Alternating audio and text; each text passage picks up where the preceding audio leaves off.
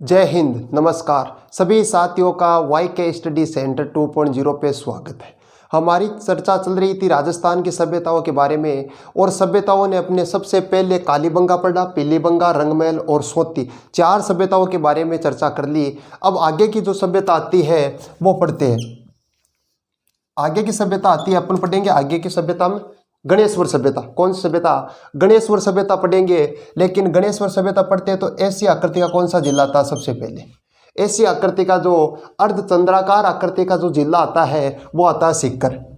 सीकर आता है, और सीकर की गोद में कौन है? सीकर की गोद में कौन है? झुंझुनू है। कौन है? सीकर की गोद में है झुंझुनू। और झुंझुनू के जो यहाँ जिला आता है वो आता है चूरू। कौन सा आता है? चूरू आता है। अब एक यहाँ सीकर से एक नदी बहती है, नदी का नाम है कांतली नदी। कौन सी नदी? नदी का नाम है कांतली नदी। क्योंकि पेड़ पौधों को काट देती आती है, इसका बहाव तेज होता है, तो इस कारण इसे कांतली नदी कहा जाता है। नदी का नाम है कांतली नदी। और कांतली नदी जाती है यहाँ से, बहते बहते जाती जाती कहाँ आती है? झुंझुनू में। और झुंझुनू को 2 भागों में काट देती है। किसे काट देती है? ये हो गया झुंझुनू, ये हो गया झुंझुनू। और झुंझुनू को ये 2 भागों में काट देती है। 2 भाग कर दिया अलग अलग, यानी एक भाग तो इधर हो गया और एक भाग इधर हो गया, फिर बीच में से चली जाती है तो झुंझुनू के 2 टुकड़े हो गए, यानी 2 भागों में बांट देती है झुंझुनू को। और झुंझुनू से आती है फिर चूरू में। चूरू में आके यह नदी हो जाती है समाप्त। वो कौन सी नदी है? वो हो गई कांतली नदी। लेकिन अपन नदी के बारे में नहीं पढ़ेंगे, अपन तुमको सभ्यता के बारे में पढ़ना है। क्या पढ़ना है? अपन को केवल सभ्यताओं के बारे में पढ़ना है। लेकिन सभ्यता तो नदी के किनारे बसती है, तो नदी भी हमारे ध्यान में होना आवश्यक है। तो ये हो गई कांतली नदी। और कांतली नदी में यहाँ जो सभ्यता है उस सभ्यता का नाम है गणेश्वर सभ्यता। कौन सी सभ्यता है? गणेश्वर सभ्यता। ये हो गई गणेश्वर सभ्यता। और एक और सभ्यता आती है इसी नदी के किनारे, वो आती है झुंझुनू में। झुंझुनू में जो सभ्यता आती है उसका नाम क्या है? उसका नाम है सोनारी सभ्यता। कौन सी सभ्यता? सोनारी सभ्यता। सोनारी पड़ती है झुंझुनू में। कहाँ है? झुंझुनू में। लेकिन यह नदी झुंझुनू को 2 भागों में काट देती है। तो मकर रेखा को, यानी मकर रेखा को 2 बार काटने वाली नदी कौन सी है? यानी जो मकर रेखा है, मकर रेखा, मकर रेखा को 2 बार, यानी 2 बार जो काटती है नदी वो कौन सी है? तो उसका नाम है लिम्पोपो। लिम्पोपो, लिम्पोपो नदी की मकर रेखा को 2 बार काटने वाली नदी का नाम क्या है? लिम्पोपो। दूसरी आती है विषुवत रेखा। कौन सी रेखा? दूसरी आती है विषुवत रेखा। तो विषुवत रेखा को 2 बार काटने वाली नदी का नाम क्या है? तो उसका नाम है कांगो नदी। कौन सी नदी? उसका नाम कौन सा है? तो उसका नाम हो गया कांगो नदी। यानी सबसे पहले अपने बात की कि नदी गुजारी। नदी कहाँ से?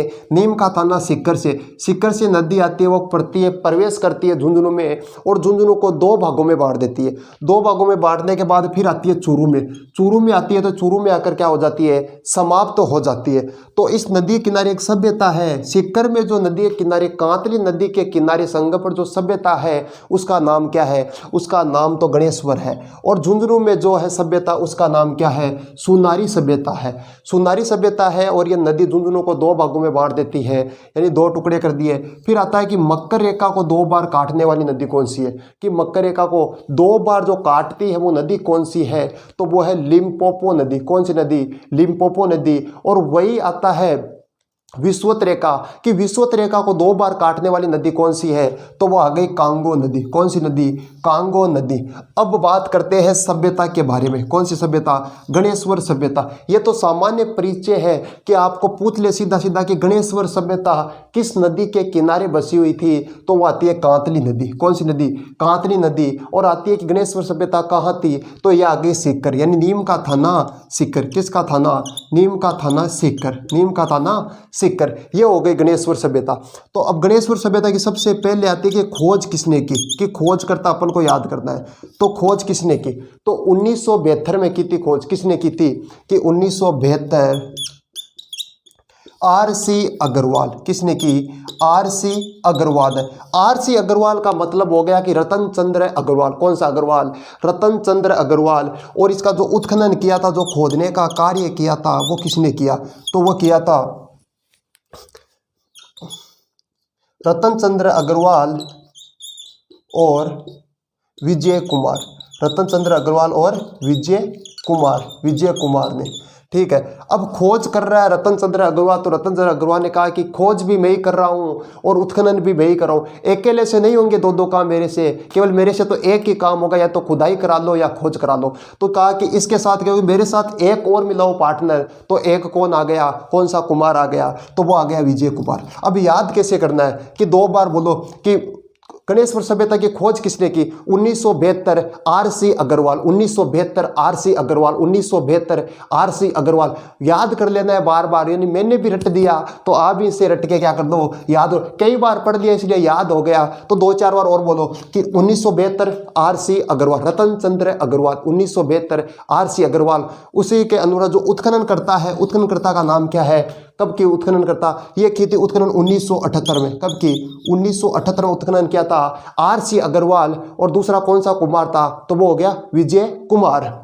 ये हो गया सामान्य परिचय इसका कि भाई खोज किसने की, उत्खनन किसने, खोज आ गए अपन के आर.सी. अग्रवाल और उत्खनन आ गया कुमार, यानी आर.सी. अग्रवाल के साथ कौन सा कुमार आ गया, तो वो आ गया विजय कुमार। अब आता है सामान्य भाई, अब गणेश्वर सभ्यता के बारे में सेपरेट पढ़ते हैं कि सभ्यता है क्या। तो गणेश्वर सभ्यता की बात करते हैं तो अपन को पहले इनसे एक नाम निकालो, गणेश, कौन सा नाम निकालो, गणेश जी, गणेश जी, महाराज गणेश जी पे याद करना है, पूरी सभ्यता को रटने की जरूरत नहीं पड़ेगी। तो ये हो गई गणेश्वर, तो इसे निकालिए अपने गणेश, क्या निकाल लिया, गणेश निकाल लिया। गणेश यानी अपन कोई भी शुभ कार्य करते हैं तो सबसे पहले गणेश जी महाराज को याद करते हैं। किसको करते हैं कि कोई भी शुभ कार्य करने से पहले गणेश जी की पूजा की जाती है सबसे पहले, क्या लिख दिया, यानी इस पहले को नोट करना है, ठीक है। ये हो गया गणेश, गणेश से निकाल लिया गणेश जी महाराज, और ये आ गया सबसे पहले कि सबसे पहले किनकी पूजा करते हैं, तो गणेश जी की पूजा करते हैं। तो सबसे पहले का मतलब हो गया कि जो अपन के गणेश्वर सभ्यता है ये कालीबंगा सभ्यता से भी पहले की है। कौन सी सभ्यता, यह आ गई कालीबंगा, कौन सी सभ्यता आ गई, काली और बंगा यानी काली चूड़ियाँ, कालीबंगा सभ्यता है। तो ये कब की है, ये तो 2350 की है भाई, 2350 ईसा पूर्व की कालीबंगा सभ्यता है। लेकिन अपन ने कहा कि गणेश जी की पूजा करते हैं सबसे पहले, तो सबसे पहले की सभ्यता यानी इससे भी पहले की सभ्यता कौन सी है, गणेश्वर सभ्यता। ये कब की है, ये तो है 2350 ईसा पूर्व की, जबकि ये जो सभ्यता है गणेश्वर सभ्यता यह है 2800 ईसा पूर्व की, यह है 2800 ईसा पूर्व की। किसने कहा कि ये 2800 ईसा पूर्व की है, तो ये कहा था C14 पद्धति, कार्बन 14 जो पद्धति है उसके अनुसार बताया गया है कि इसका जो होता है जो कालक्रम है वो कितना है, वो तो 2800 ईसा पूर्व है। पहले का मतलब याद कैसे करते हैं इसको, भाई पहले आ गया कि सबसे पहले अपने किन की पूजा की, महाराज गणेश जी की पूजा की। गणेश जी महाराज से याद रखना कि ये पहले, किससे पहले, कालीबंगा से पहले।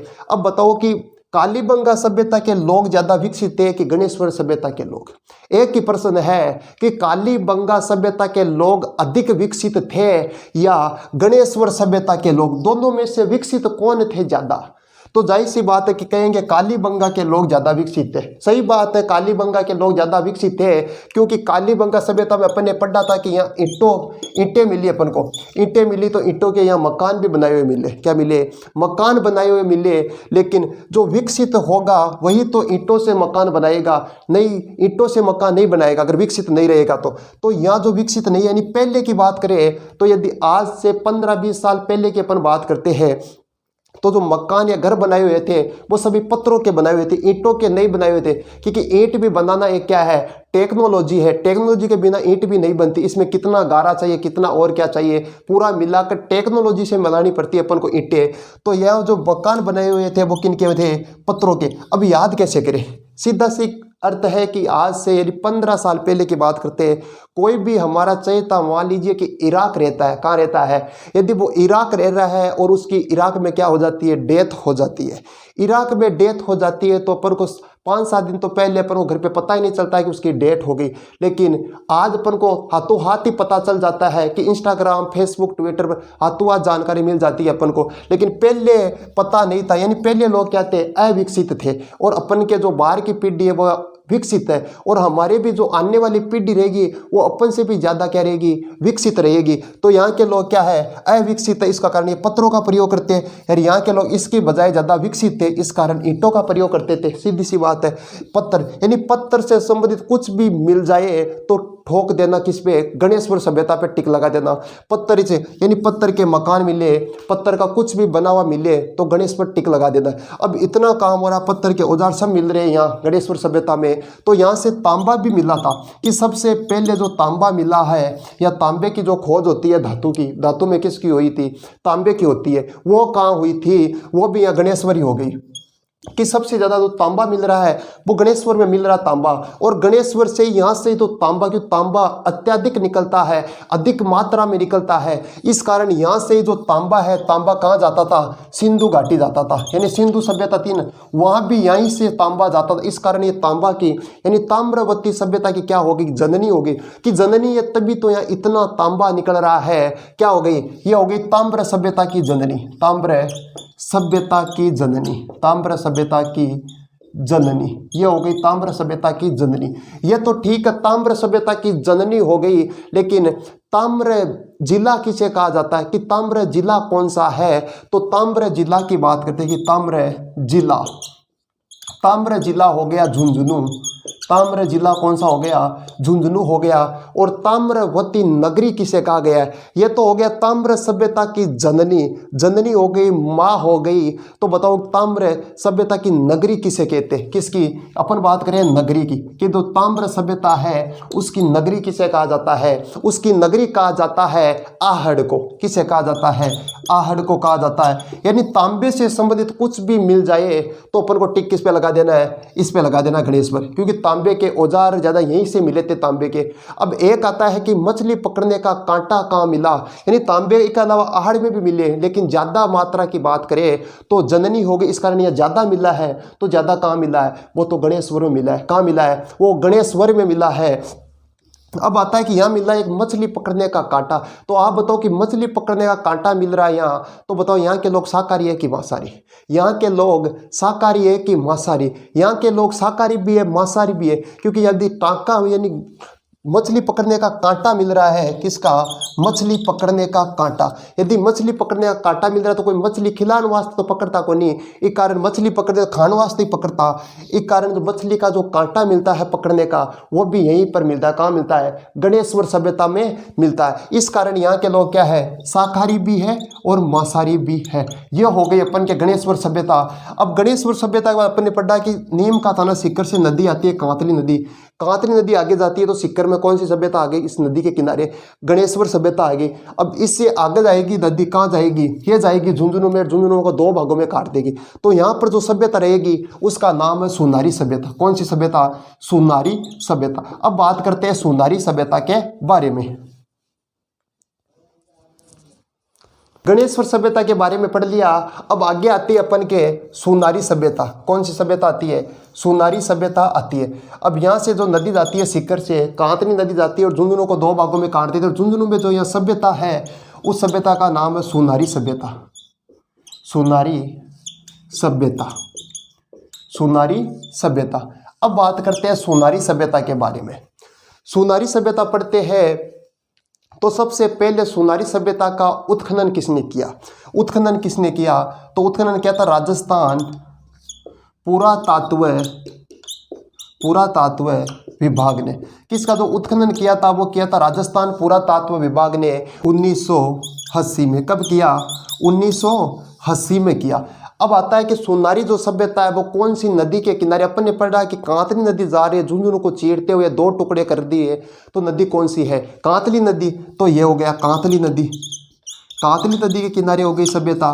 ठीक है, नदी आ गई, स्थान आ गया। अब पड़ती कहाँ है सोनारी सभ्यता, तो सोनारी तो पड़ती है झुंझुनू में। कहाँ पड़ती है, सोनारी पड़ती है झुंझुनू में। अब सोनारी सभ्यता से अपन को क्या अवशेष मिलते हैं, कि जो सोनारी सभ्यता है यहाँ से हमें लोहे गलाने की भट्टियाँ मिली, यहाँ से अपन को लोहे को गलाने की भट्टियाँ मिली, लोहे को गलाने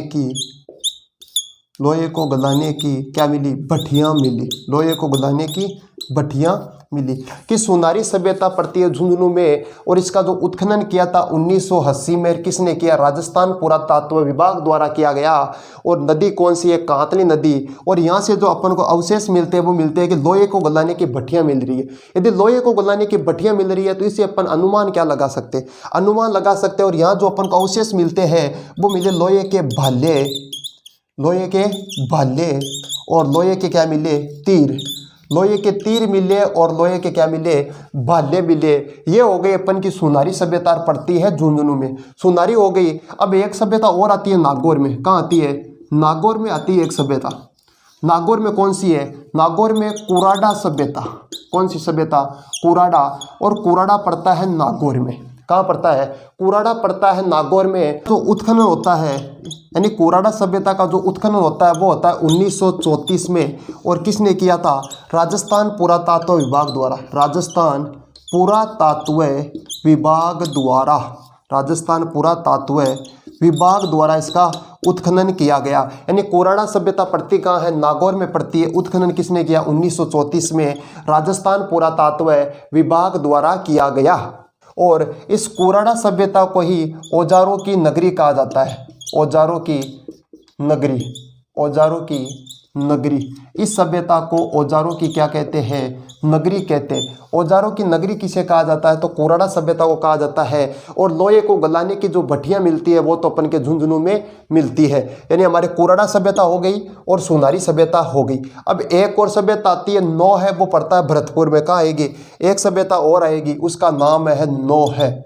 नौ है और ये पड़ती है भरतपुर में। कहाँ पड़ती है, नौवा पड़ती है भरतपुर में। और नदी कौन सी है, तो आगे रूपारेल नदी। कौन सी नदी के किनारे है, ये है रूपारेल नदी के किनारे। रूपारेल नदी के किनारे कि रूपारेल नदी के तट पर कौन सी सभ्यता है, नौ है सभ्यता है। पड़ती कहाँ है, भरतपुर में पड़ती है। और इसका जो उत्खनन किया था वो किया था 1963-64 में। 1963-64 में RC अग्रवाल, किसने किया, RC अग्रवाल और राजस्थान पुरातत्व विभाग द्वारा। राजस्थान पुरातत्व विभाग द्वारा, पुरातत्व विभाग द्वारा इसका उत्खनन किया गया। नौ है भरतपुर से ही एक साथ 5 सभ्यताओं के अवशेष मिले। एक साथ 5 सभ्यताओं के क्या मिलते हैं, प्रमाण मिलते हैं जो अलग अलग युग के थे। ये हो गई नौहा सभ्यता। सुनारी हो गई और कुराडा हो गई। एक पढ़ ली अपने गणेश्वर, एक कौन सी पढ़ ली, गणेश्वर सभ्यता पढ़ ली। अब इसे लिखने का कार्य करते। सबसे पहले आ गई गणेश्वर सभ्यता। गणेश्वर सभ्यता, गणेश्वर सभ्यता। गणेश्वर सभ्यता स्थान लिखो भाई, कौन से स्थान पर है, तो स्थान आ गया नीम का थाना सीकर। नीम का थाना, नीम का थाना सीकर, नीम का थाना सीकर। ये हो गई स्थान। और इसका जो खोज की थी, खोज किसने की थी, खोज करता है, खोजकर्ता का नाम है। खोज की थी 1972 में। किसने की, रतन चंद्र अग्रवाल ने। रतन चंद्र अग्रवाल। खोज की थी रतन चंद्र अग्रवाल या RC अग्रवाल, या RC अग्रवाल। रतन चंद्र अग्रवाल या RC अग्रवाल ने इसकी खोज की। और इसका जो उत्खनन किसने किया, उत्खनन, उत्खनन, उत्खनन किया था 1978 में। RC अग्रवाल, RC अग्रवाल और विजय कुमार, विजय, RC अग्रवाल और विजय कुमार ने उत्खनन किया। याद क्या रखना है, एक तो लगाना इंपॉर्टेंट स्थान के, स्थान याद रखना, और एक याद रखना इसका खोजकर्ता। ठीक है, स्थान और खोजकर्ता याद रखना। गणेश्वर सभ्यता पड़ती कहाँ है, नीम का थाना सीकर। खोज की थी 1972 में। कौन से अग्रवाल ने, तो वो हो गया रतन चंद्र अग्रवाल। ये 2 चीज याद रखना है। अब लिखो इस सभ्यता का उपनाम, उपनाम। ताम्र सभ्यता की, इसे ताम्र सभ्यता की जननी कहते हैं। ताम्र सभ्यता की जननी कहते हैं। एक आता है कि ताम्र जिला कौन सा है, ताम्र जिला, ताम्र जिला हो गया झुंझुनू, झुंझुनू। एक आता है कि ताम्रवती नगरी कौन सी है, ताम्रवती नगरी, कि ताम्रवती नगरी कौन सी है, तो नगरी हो गई आहड़। कौन सी हो गई, नगरी हो गई आहड़। इसमें क्या क्या याद रखना है, इसमें याद रखना उपनाम में कि ताम्र सभ्यता की जननी किसे कहा जाता है। यानी तीनों चीज इंपॉर्टेंट है। कौन सी, ये तीनों चीज इंपॉर्टेंट है। एक तो आगे ताम्र सभ्यता की जननी कौन सी होगी, जननी, ये तो एक तो ये डिस्टर्ब करेगा अपन को कि जननी तो होती है अपने गणेश्वर सभ्यता, और जो ताम्रवती नगरी है वो होती है आहड़। ये दो को ज्यादा रखना ध्यान में, क्योंकि दोनों कंफ्यूज के है क्वेश्चन। एक तो हो गया ताम्र सभ्यता की जननी, एक ताम्र सभ्यता की नगरी कौन सी है। नगरी और सभ्यता, जननी और नगरी में दोनों में याद रखना है। जननी जो जन्म देने वाली, ज्यादा जहाँ तांबा पाया जाता है वो पाया जाता है गणेश्वर सभ्यता में, ये हो गया नगरी, इसे नगर कहा जाता है, ये हो गई जननी। दोनों चीज याद रखना। इसे पुरातात्व का पुष्कर कहा जाता है, इसे पुरातात्व का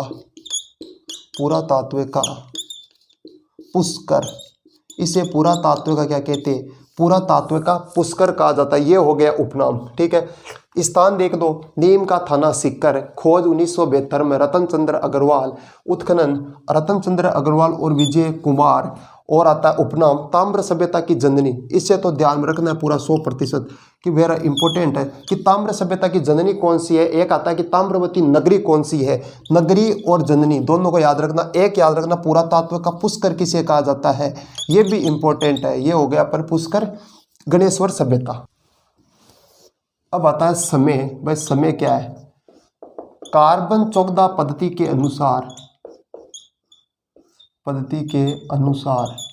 कार्बन 14 पद्धति के अनुसार 2800 ईसा पूर्व माना गया, 2800 ईसा पूर्व माना गया है, 2800 ईसा पूर्व माना गया है। यहां से प्राक हड़प्पा, यहां से प्राक हड़प्पा और हड़प्पा के अवशेष मिले, अवशेष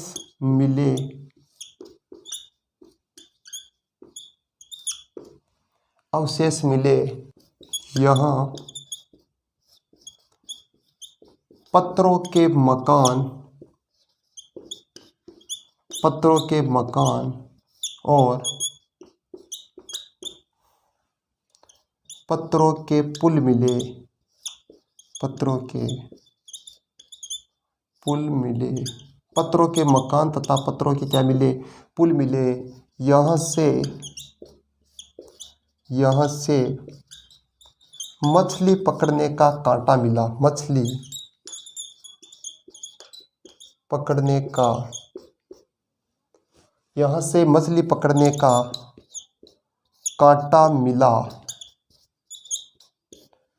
यहाँ के लोग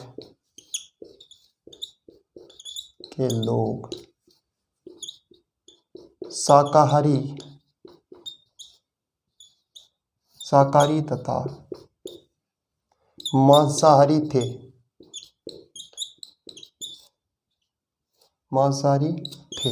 यहाँ के लोग शाकाहारी तथा मांसाहारी थे। यहाँ दोहरी पेचदार पिन मिली, दोहरी पेचदार पिन मिली। यहाँ दोहरी पेचदार क्या मिली, यहाँ से दोहरी पेचदार पिन मिली और नाड़ीदार प्याला मिला, और नाड़ीदार प्याला मिला। यह हो गई अपन के गणेश्वर सभ्यता कंप्लीट। वापस देखते हैं गणेश्वर सभ्यता, नीम का थाना सीकर, ये चीज याद रखना। एक नंबर 2 खोज होती है 1972 में रतन चंद्र अग्रवाल या RC अग्रवाल ने की थी, ये चीज भी अपन को ध्यान में रखना है।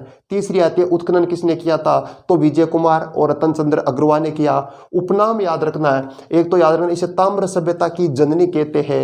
एक आता है कि ताम्रवती नगरी कौन सी है, तो नगरी भी अपने साथ ही लिख दिया कि आहड़ को कहते। कंफ्यूज का प्रश्न है इसलिए एक साथ लिख दिया। एक आता है कि ताम्र जिला कौन सा है, तो जिला हो गया झुंझुनू। एक आता है कि पुरातात्व का पुष्कर किसे कहा जाता है, वो भी अपनी गणेश्वर सभ्यता को कहा जाता है। समय होता है कार्बन 14 पद्धति के अनुसार, इसका जो समय बताया जाता है वो बताया जाता है 2800 ईसा पूर्व है। यहाँ से प्राक हड़प्पा और हड़प्पा के अवशेष मिले। यहाँ पत्थरों के मकान तथा पत्थरों के पुल मिले। एक ये चीज इंपॉर्टेंट है यहाँ से पत्थरों के मकान और पत्थरों के क्या मिले, पुल मिले, और मछली पकड़ने का जो कांटा मिलता है वही यहाँ से मिलता है। ये भी चीज़ें क्या है, इम्पोर्टेंट है। यहाँ के लोग शाकाहारी तथा मांसाहारी थे, क्योंकि मछली पकड़े तो खाने के लिए पकड़ते होंगे, तो इससे अनुमान लगता है कि यहाँ के लोग शाकाहारी और मांसाहारी थे। यहाँ दोहरी पेचदार पिन मिली। दोहरी पेचदार को मतलब यहाँ होती है, डबल होती है यहाँ और फिट होके जाती है, जो पिन होती है वो हो गई। यहाँ से दोहरी पेचदार पिन मिली और नाड़ीदार प्याला मिला। ये हो गई अपन की गणेश्वर सभ्यता। अब आगे लिखते हैं सुनारी सभ्यता के बारे में। अगली जो सभ्यता आती है वो आती है सुनारी सभ्यता। सुनारी सभ्यता, सुनारी सभ्यता। स्थान कहाँ है, प्रति कहाँ है? स्थान हो गया झुंझुनू, स्थान झुंझुनू हो गया। और जो नदी है, नदी कौन सी है, कौन सी नदी के किनारे है? तो नदी हो गई कांतली। गणेश्वर भी कांतली नदी के किनारे है, यह भी कांतली नदी के किनारे। उत्खनन, इसका जो उत्खनन कब किया गया? तो उत्खनन आ गया 1980, राजस्थान पुरातत्व विभाग द्वारा। पुरातत्व विभाग द्वारा उत्खनन हो गया कि राजस्थान पुरातत्व विभाग द्वारा यहाँ से लोहे को गलाने की भट्टियाँ मिली। लोहे को गलाने की भट्टियाँ मिली। लोहे को गलाने की भट्टियाँ मिली और लोहे से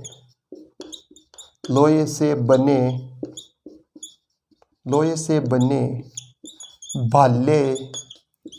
भाले तथा तीर मिले। भाले तथा तीर मिले। ये हो गई सोनारी सभ्यता। सोनारी के बाद में अगली जो सभ्यता आती है वो पढ़ते हैं कुराड़ा सभ्यता। कौन सी सभ्यता? कुराड़ा। कुराड़ा कहाँ पड़ती है? कुराड़ा पड़ती है नागौर में। स्थान हो गया नागौर। कुराड़ा सभ्यता, स्थान हो गया नागौर।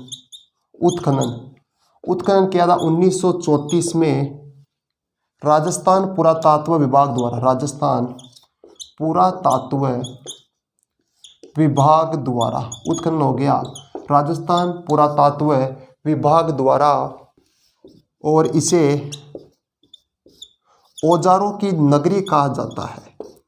औजारों की नगरी कहा जाता है।